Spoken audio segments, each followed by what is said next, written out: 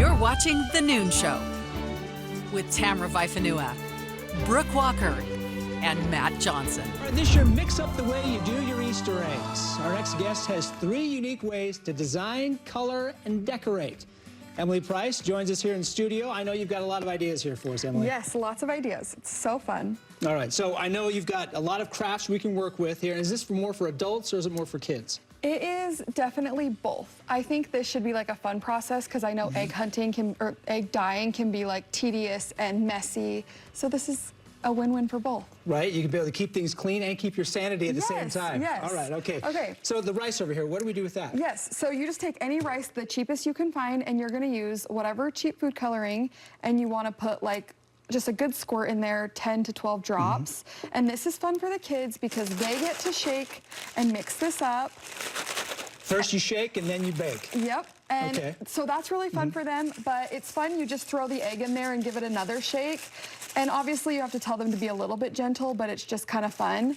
Yeah, especially if the eggs haven't been hard boiled, right? That could be a problem. Yeah, you might end up with like a concoction. But then you get like these kind of fun marbled Easter eggs. Oh yeah, it's So kind just of like been scratched with the color. Just kind of a fun new technique. And the thing is like no mess. Like, you throw this away. I feel like you have a lot of experience as a parent, right, dealing through the messy eggs to come up with these ideas. Yes, yes.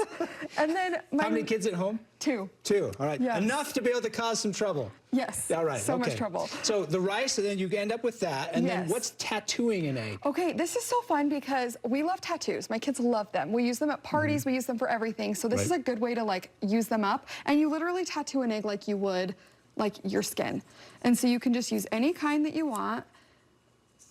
And Okay, so it's not putting a sticker on, it's like doing one of those temporary tattoos. Yeah, just like a temporary tattoo. Okay. All right. And it's fun because you can do the rice and then you can put the tattoos over the rice egg. Oh, yeah. And like the pink one right here is a good example of that. Yeah. Yep, okay. So just like another fun way, but also I feel like I like to do anything that will use up like supplies. Like I don't need a bunch of temporary tattoos after a party lying around. But then you just get fun. Like, yeah, it looks great. Yeah. And the kids really, they grab all of this one? Yeah, and it's fun because they get to choose. So even though like older kids can do it themselves, but like younger kids need help, but like they get to choose and they get to decide and that's kind of fun for them, so. Right, and then you have less spillage, less mess. Yes, less mess, I love how this is the main motivation for these different creative ideas. Less mess. All right, so what's going on with the napkins here? Okay, the napkins are so fun because you can find any beautiful napkin. You can even use fabric and you just want to ply it, so you want to peel it apart, so you only want to use one layer. And then we're just gonna Mod Podge, and these ones are fun. Can I interrupt you right there? Yes. I don't know what that means. Okay, so what is Mod Podge? Mod Podge I say it a lot, but I have no idea what it means. It is just a type of glue. Okay. And you just spread it on. It's like for decoupage, and you just glue it on, but it makes it so it's not, like, it doesn't yellow.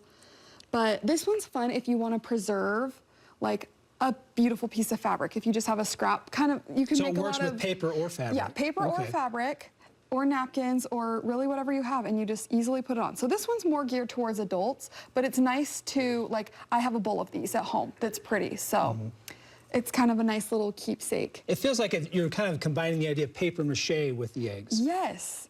So it just makes like a fun little egg, and I just think some of these napkins are so beautiful, and I like to be able to see them. Now, when you're using cloth, how do you find cloth that's like this? Are you cutting up like cloth napkins for this, or how are you doing so you just want to like tear it apart, or like you ply it apart, and then you're just going to cut it into tiny squares.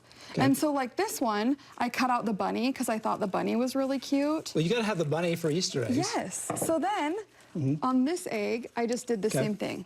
I just put the Mod Podge with the bunny, and it has a very great Easter feel. Now, which one do the kids love the most?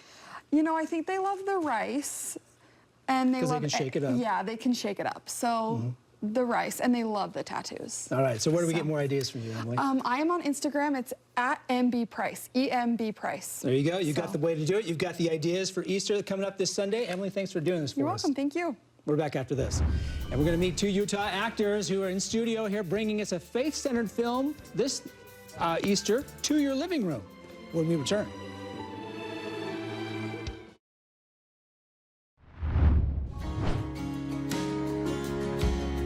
One of the fastest growing entertainment networks on TV just released a new faith-based film right in time for Easter.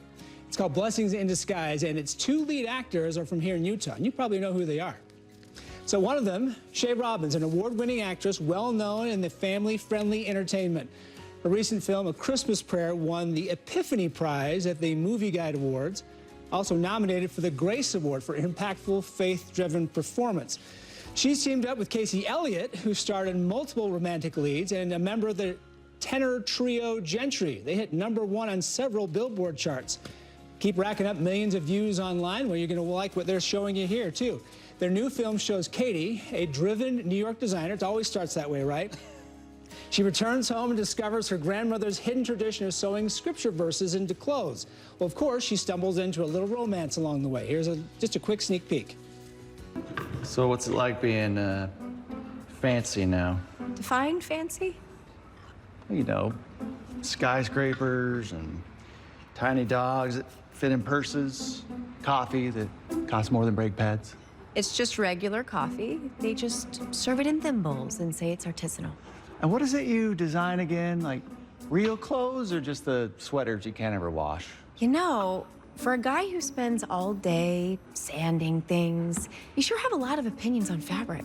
I respect craftsmanship and things that serve a purpose. Says the guy who builds porches for people who could just stand on grass. Touché. All right, you feel the tension there, don't you? Right, that's Shay Robbins, Casey Elliott here joining us here in the studio to talk about their new film. So Shay, obviously there's a little fun between the two of you. Yeah. Right there. Give me, what's the heart of this film? Oh man, there are so many central themes in this film. You're gonna see themes of family, themes of community, Christ, and one theme in particular that I really resonated with when I first got the script is that of worth.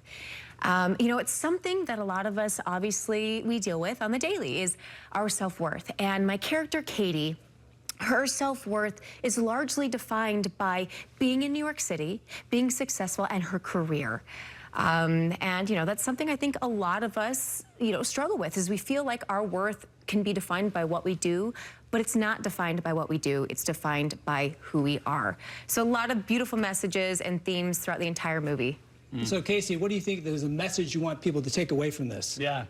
I mean, one of the coolest messages I think is, like, don't chase popular, you know, just for the sake of worldly praise or gratification. I don't know. Just don't chase popular, because popular always runs, right? And so it changes all the time. Yeah, it always changes. As soon as you think you've got it, it's moved on to something else. And so just stick with the core, you know, kind of more eternal type principles that are going to bring you happiness, right? And make the world a better place, and just trust in that. Yeah, and you guys have both done a Christmas movie together. Yes, right? two. Right?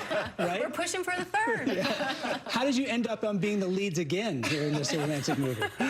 So yeah, we were in Destined at Christmas and Destined at Christmas 2, and they did so well. People love our characters, our chemistry together, and so we got asked to do this new movie, Blessings in Disguise, which is now available to stream on Great American Pureflix. So yeah. Why is it a good Easter movie, Casey? You know, I think it's just it's Christ-centered, really. It's kind of a story of reconnecting with faith and with Christ, especially, and yeah. So I think it's just kind of brings home good principles and connection to, you know, the gospel, essentially gospel principles. It's always the room for the gospel, right? When you're talking Easter, it seems like it's a good fit. Yeah. And I feel like you're a good fit for this because you have a personal connection here, Shay, to the storyline about a grandmother sewing things into clothes. A lot of things that I feel like are parallels to my own life, but in particular, the parallel to my character Katie, her grandmother in the film. Her grandmother's this amazing seamstress. She passed on and left, you know, a boutique to her daughter, and she created all these beautiful pieces and hand-stitched scriptures into the dresses. And my own grandmother, I grew up watching her sew and do alterations for everybody. She made dresses for me, sleeves for my prom dresses, so they'd be more modest, you know, and so having that parallel to draw from was really awesome for the movie. Now, I know the two of you, right? I know your husband, Brad. Yeah. You know Brad because he's in Gentry with you. Does Brad have anything to say about the two of you being love interests again? We get that a lot. Fortunately, Brad is also an actor, and so he kind of gets it and gets that dynamic of this line of work. That it's storytelling. Yeah. But honestly, the first time we did a film together, I called him up. I was like, bro, like, this is weird. You just tell me, and I will Which, say how no. cool and respectful of Casey to do that, you know? Right. It's not like you don't see the other person, right? You see you at home and then you at work. Right? Exactly. Yeah, and speaking of work, Gentry's doing a lot right now. Yeah, we got some Easter concerts coming up this weekend. We'll be down at UVU, at the UCC Youth Center on Friday, and then down at Tuacahn on Saturday. So we're looking forward to those. So you guys are keeping busy. We right? are, yeah. And I know that people want to watch this movie. Yes. Again, you mentioned it before, Shay, but tell us where we can watch Blessings in Disguise. Blessings in Disguise is now available to stream on Great American PureFlix. You can watch it through the PureFlix app, the Friendly app, and on YouTube TV. Find the Great American Family channel. So great movie, perfect for this Easter weekend for your family to watch and enjoy. Looking forward to it. Good to talk to both of you. Thanks for being here. Thank you. We're back after this.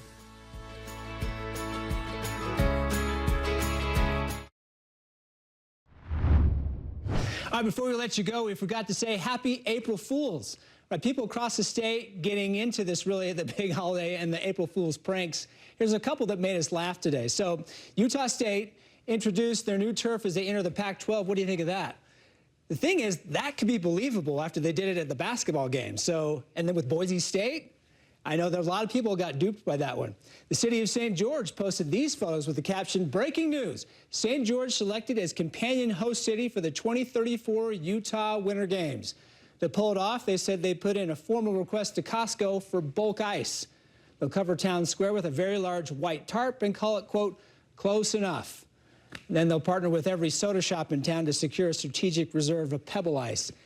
And then speaking of soda, right, it looks like the Salt Lake Airport launching a pilot program introducing complimentary dirty soda at select water refill stations throughout the airport. Now, I got to admit to you, I saw this just moments before we went on the air. I totally thought it was real. I thought with all like the secret lives of Mormon wives and all of that that's been going on where dirty soda's got so much attention, that this was actually a thing. So it shows you, even smart people, let's just say I'm one of them, can get duped by something like this. I was thinking, how are they going to put the soda in the water fill station? Anyway, there you go. April Fools. Happy April Fools. We'll see you tomorrow.